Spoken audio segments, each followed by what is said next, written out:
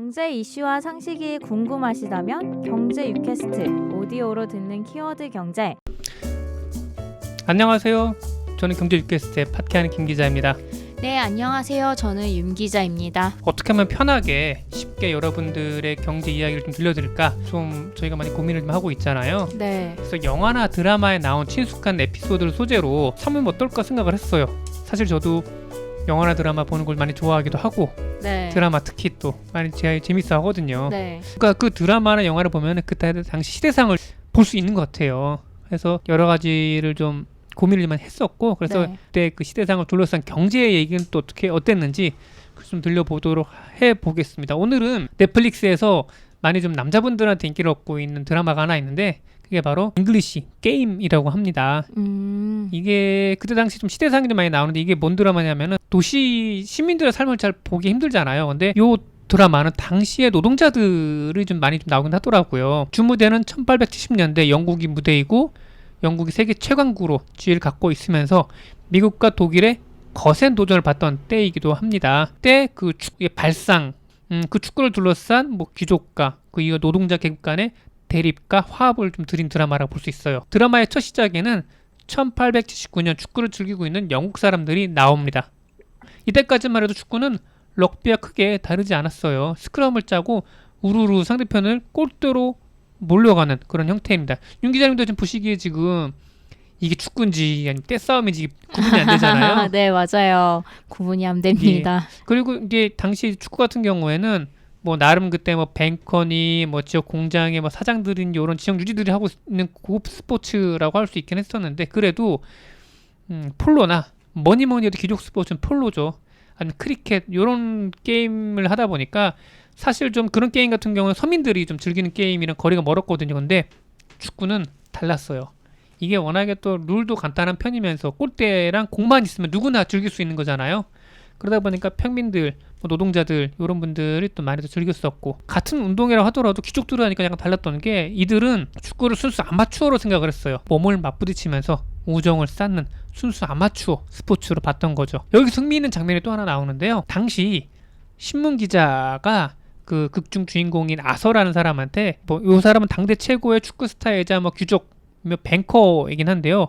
이 사람의 집 앞에서 기다리고 있다가 취재를 하는 장면이 나와요. 그러니까 곧 있을 준중결승전에서 승리를 장담하냐고 이 내용인데 좀 보니까 기자들의 취재 모습을 보면은 150년 전이나 지금이나 크게 다르지 않구나라는 거를 좀 느낄 수 있었습니다. 이른바 저희들끼리는 뭐 뻗치기라고 하죠. 네. 뭐 저희 다 기자들이라고 하면 다 뻗치기 경험들 다 있긴 해요. 네, 맞아요. 예. 요 아서라는 사람이 소속된 팀은 에토니언스라고 하는 이 팀인데 주로 이제 뭐 귀족 같은 그래도 상류층들이 좀 많이 모여 있고요. 거기에 이제 리더가 아서가 됩니다. 이 사람은 이후에 FA 그러니까 영국 축구협회 뭐 회장까지 하는 사람인데요. 요 팀이 준중결승에서 다현 FC라는 노동자 팀과 붙어요. 다현 FC는 뭐 실제 뭐 2010년까지 이전까지 존재했던 뭐 영국 축구팀인데 뭐 FA컵 사상 최초로 준중결승전에 뭐 정확히 엄밀히 말해 6강전에 올라갔던 팀이긴 해요. 그러니까 준중결승전에 오른 노동자 팀이었는데 여기 다현 FC에 스코틀랜드 출신 퍼거스 수터가 나옵니다. 다현 FC로 스카우트 되어 온 사람인데요. 근데 제가 실제 이분 사진을 봤는데 빼짝 마르셨어요. 네. 몸집도 별로 안 크시거든요. 근데 축구를 꽤 잘하셨나 봐요. 근데 이 스코틀랜드 이 축구가 달랐던 게 뭐냐면 패스 플레이를 했거든요. 우르르 몰려가는 게 아니라 공간을 만들고 그 공간에서 패스를 넣어주고 요걸 했던 거죠. 아 그리고 또 다현 FC가 어떤 팀이냐 드라마상에는 나오는데 그 방적 공장에 나옵니다. 거기 방적 공장 소속 노동자들이 소속된 팀이었어요. 지금으로 따지면 뭐 실업팀과 같겠네요. 이게 직원으로서 평생 일을 하고 축구도 같이 하는 거죠. 그 퍼거스 수터라는 사람은 축구사에서 좀 의미 있는 사람이긴 한데 아마 이 사람이 인류 최초의 직업 축구 선수가 아니었을까 싶어요. 이때까지만 해도 축구를 함에 있어서 돈을 받고 뛴다는 거는 있을 수 없는 일이었습니다. 우선은 귀족들이 주로 하던 스포츠였다 보니까 그럴 수밖에 없는 게 사실 스포츠를 즐긴다는 것 자체가 어느 정도의 생계에서 자유로운 사람들이잖아요. 시간이 남는 사람들인 거잖아요. 그러니까 그 시대에 어떤 스포츠들 간에 노동자들보다는 귀족들이 먼저 시작할 수밖에 없었던 그런 환경이긴 했죠. 그런 상황에서 돈을 받고 이제 그 스포츠를 대신해주는 사람이 나타나는 거예요. 그런데 축구가 인기를 얻고 당시 태생하던 이제 그 노동자 계층이 발달하고 어느 정도 기술이 발달하게 되면서 레저 산업이라는 게 발달이 돼요. 휴가라는 게 발달이 되고 무조건 일만 하던 그때 그 시기가 아니라 그때는 비로소 노동자 권익과 함께 여러 가지 사회 변화가 생기게 됩니다. 그러니까 현대 사회로 가는 하나의 근대 현대로 넘어가는 길목이 있었던 거죠. 이제는 서로 많은 공장들이 많은 생산을 하다 보니까 경쟁을 해야 되는 시기가 된 거예요. 마케팅도 하고 광고도 해야 되는 거죠. 근데 마케팅과 광고의 하나의 툴과 장으로서 축구장은 되게 괜찮았죠. 많은 사람들이 모이니까 거기에 우리 뭐 제품이나 아니면 우리 여러 가지 홍보할 수 있는 그런 계기가 됐던 거죠. 그래서 그런 쯤에 뭐 축구가 인기를 얻었던 건 당연했던 것 같아요. 예, 우여곡절 끝에 애토니언스가 준결승에 올라갑니다. 이후 다현 FC 소속 선수들은 뭐 노동자들은 알게 모르게 좀 실현의 시간을 겪긴 해요. 이게 뭐 업황이 어렵다는 이유로 지역 방적 길드에서 임금 삭감을 결정한 거죠. 10% 깎을 때는 어느 정도 참을만 했어. 추가로 5%까지 삭감을 하니까 노동자들이 쟁의를 일으키는 거예요. 처음에 하던 갈등은 축구란 종목을 통해 이제 풀립니다. 끝은 뭐 해피엔딩이긴 한데 이 드라마의 장점은 우리가 잘 알지 못했던 19세기 말 영국의 노동자들의 실생활과 당시의 시대상을 엿볼 수 있다는 데 있어요. 그리고 한 가지 좀 상징점이 있는데요. 이 이야기를 이끌어가는 주인공 아서의 직업이 뱅커라는 데가 있어요. 은행가입니다. 드라마 시점상 묘하게 방적 공장은 갈수록 힘들어지는데 그것과 별개로 뱅커인 아서의 사업은 승승장구하는 것처럼 보여요. 물론 이게 아서는 거기서 아버지의 사업을 이어받는 그래서 아버지의 신뢰를 받아야 되는 상황이긴 한데 결과적으로 봤을 때 아서의 사업은 승승장구합니다.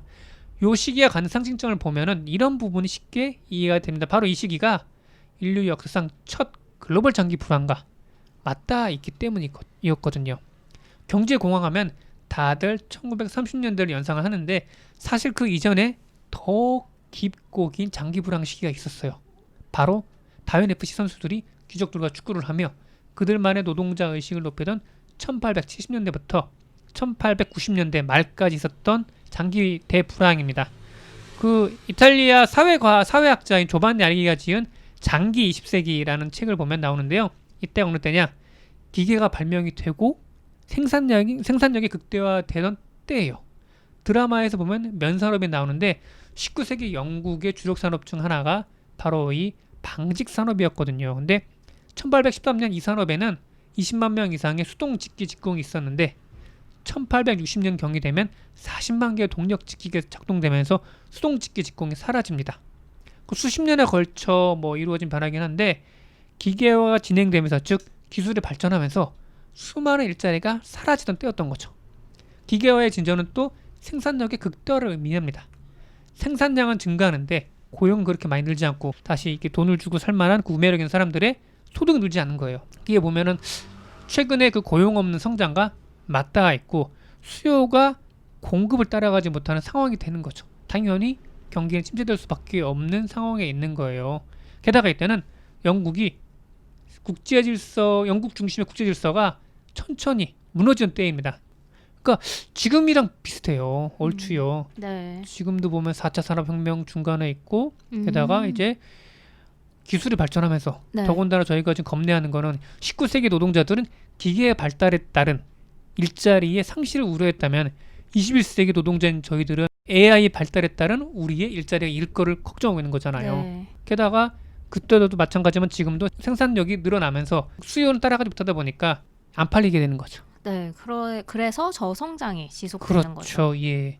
근데 이미 인류에 있어서는 그런 글로벌적인 대불황기를 1873년부터 1896년까지 겪었다는 거죠. 그 시기가 또 절묘하게 영국의 이런 쇠퇴기와 또 맞아떨어져 있던 거죠. 다시 좀 말씀을 드리겠는데요. 기술의 발전으로 생산량은 늘어나는데 고용은 그대로이고 공급은 급격히 증가하는데 이를 받쳐준 수요는 그대로이거나 줄어들고 있고 마케팅을 해야 되고 사람들보다 광고를 해야 됐던 거고 게다가 글로벌 질서를 주름졌던 영국이 쇠퇴하던 시기 바로 그 기간이 바로 1873년부터 1896년 대불황입니다. 이양선이라고 하잖아요. 서양의 배들이 조선에 들어와요. 그래서 통상을 요구를 하잖아요. 통상을 요구하는 게 다른 게 아니에요. 시장을 넓히기 위한 거였거든요. 이때 당시에 대불황기니까 더 이상 자국 수요 시장에서 찾을 수 없으니까 뭘 하냐.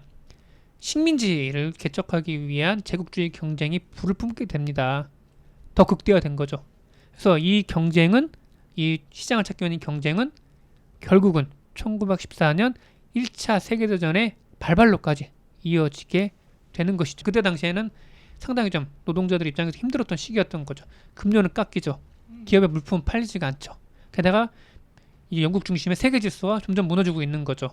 그러니까 영국 입장에서 봤을 때는 신흥 개발 도상국들과 같은 신흥 공업국 독일과 미국이 치고 올라오니까 제조업 경쟁력이 떨어질 수밖에 없는 거예요. 자연스럽게 은행, 금융 이쪽으로 그 산업의 영향이 몰리게 됩니다. 그래서 지금 보면은 미국도 그렇지만 선진국의 어떤 경제 산업을 보면 제조업이 붕괴되는 대신에 금융업이 또 크고 있잖아요. 네. 그래서 역사는 반복된다라는 그 말이 맞는 것 같아요. 그래서 혹자는 1930년대를 또 지금의 또 뭐 시기와 비교하고 있지만은 제가 봤을 때는 요 대불황의 시기가 더 비슷하지 않을까 생각이 들어요. 게다가 이때 또 그렇죠. 보호주의 무역이 또 극심해집니다. 시장이 좁다 보니까 나라끼리 서로 이제 우리 시장 못 들어오게 하는 거예요. 수출만 하려고 그러고. 당연히 이제 좀 스트롱맨, 그러니까 저기 뭔가 이제 강력한 이제 그 권력을 내뿜는 이제 리더들이 나타나게 되는 거고, 제국주의 경쟁은 또 치열하게 또 진행이 됐던 거죠. 각 강대국을 중심으로 열띤 수출 경쟁과 함께 제조업 경쟁이 시작되었고, 수요를 찾기 위한 뭐 식민지 쟁탈전이 벌어지면서 20세기로 넘어가고 결국은 1914년 세계 1차 대전으로까지 이어집니다. 이런 대불황에 갖는 의미는 간명해요. 2008년 세계금융위기 이후 글로벌 경제는 구조적인 장기 침체에 오래 있어요. 지금은 돈을 풀지 않으면 사람이 돈을 안 써요. 경기는 나아지지 않는 상태에서 소득 불평등이 심화되고 있어요. 보면은 그 잉글리시맨에 나와도 보면은 노동자들은 돈을 더 못 벌고 있는데 극중의 뱅크에 나와서는 돈을 더 많이 벌고 있죠. 참고로 1873년부터 1896년까지 이어졌던 침체 기간 동안 영국의 물가는 40% 정도 하락했다고 합니다. 일본이 겪었던 뭐 장기 불황보다 더 심각한 수준이라고 볼 수 있을 것 같아요. 미국이 달러를 그렇게 찍으면서 시장에 돈을 푸는 정책을 펼치는 것도 가만히 보고 있으면 이런 장기 불황, 장기 디플레이션에 시달릴 것이라는 불안감 때문일 것이라고 봐요. 이때와 지금의 다른 점은 그때는 잘 몰랐으니까 이렇게까지 돈을 푸는 정책을 체계적으로 돈을 푸는 정책을 쓰지 않았던 거죠. 지금의 시기가 이때와 뭐 이때 대불황의 시기와 좀 비슷하다면 앞으로는 어떻게 될지도 좀 예견이 얼추 좀 가능할 것 같아요. 1차 세계대전이나 2차 세계대전의 비극을 되풀이하지 않도록 해야 되는데 지금 주변국 상황을 보면은 약간 좀 불안하긴 하죠. 예, 과연 이제 인류가 과거 역사에서 교훈을 얻고 그때 잘못 되풀이하지 않는 그런. 네, 그래도 과거 같은 그러한 세계 대전은 안 일어날 것 같다는 생각을 예, 해봅니다. 절대 일어나면 안 되죠. 지금은 네. 그때는 1차 세계대전만 해도 전장터에 있는 군인들이 좀 주로 많이 죽었고, 물론 2차 대전부터는 이제 공습이라는 것 자체가 이제 비행기의 발달과 미사일의 발달로 불특정 다수의 민간인도 많이 좀 희생을 하게 됐는데 지금은 전쟁의 차원이 너무 달라요. 네. 예, 오히려 죽는 군이 소수이고 죄 없는 민간이 너무나 많이 죽게 되지 않습니까? 네. 그러니까 뭐 물론 뭐 저희가 지금의 불황, 구조적 불황이 뭐 세계 대전에 이어진다는 그 얘기는 드린 건 아니긴 한데 어쨌든 간에 19세기 말에 그렇게 그 제국주의가 극심하게 경쟁하던 때 그때 대불황의 시기와 지금의 뭐 구조적인 뭐 저성장의 상황이 얼추 비슷하다는 얘기 말씀드리고 있는 거죠.